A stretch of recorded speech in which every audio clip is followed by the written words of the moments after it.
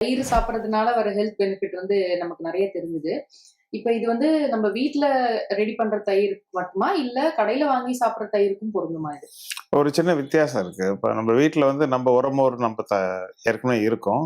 அந்த காலத்துல ஃப்ரிட்ஜ் இல்லாத காலத்துல சுத்தமா காலி ஆயிடுச்சுனாக்கா, பக்கத்து வீட்ல தான் கடன் வாங்குவாங்க. நம்ப பாலினுடைய அடர்த்தி, நம்ப டெம்பரேச்சர் இப்ப வெயில் காலமா, மழை காலமா, அதுக்கப்புறம் எவ்வளோ நேரம் அந்த தயிர நம்ம புளிக்க வைக்கிறோம். அந்த உரமோர்ல எந்த பாக்டீரியா இருக்குன்றத பொறுத்து நமக்கு ஒரு வீட்டு தயிர் ஒரு நாள் போல ஒரு நாள் இருக்காது. சில நாள் கொஞ்சம் கெட்டியா கிடைக்கும். கொஞ்ச நாள் கொஞ்சம் நீர்த்து இருக்கும். கொஞ்ச நாள் புளிப்பு கம்மியா இருக்கும், அதிகமா இருக்கும். இந்த நேச்சுரல் வேரியேஷன் வந்து கமர்ஷியலா தயாரிக்கிற தயிர்ல நம்ம எதிர்பார்க்க முடியாது. அவங்க வந்து இந்த ஷெல்ஃப் லைஃப்பை ப்ரொலாங் பண்ணணும், ஒரு கன்சிஸ்டன்சி வேணுன்றதுக்காக அவங்க அந்த பாக்டீரியாவெல்லாம் வந்து அளந்து செட்டா போடுவாங்க. அப்படி போடும்பொழுது உங்களுக்கு வந்து வீட்டு தயிரினுடைய அதே குவாலிட்டி அண்ட் பெனிஃபிட் அதில் கிடைக்குமானாக்கா ஓரளவு கிடைக்கும். அந்த பாக்டீரியானுடைய கண்டென்ட் வந்து கம்மியாகவோ கூடவோ இருக்கலாம். அதனால சின்ன சின்ன டிஃப்ரென்ஸ் இருக்கும்.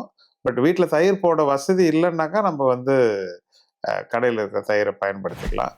பட் அந்த அது நல்லா ஹெல்த்தியாக சுத்தமாக தயாரிக்கப்பட்ட தயிரானது தான் நமக்கு தெரியும்.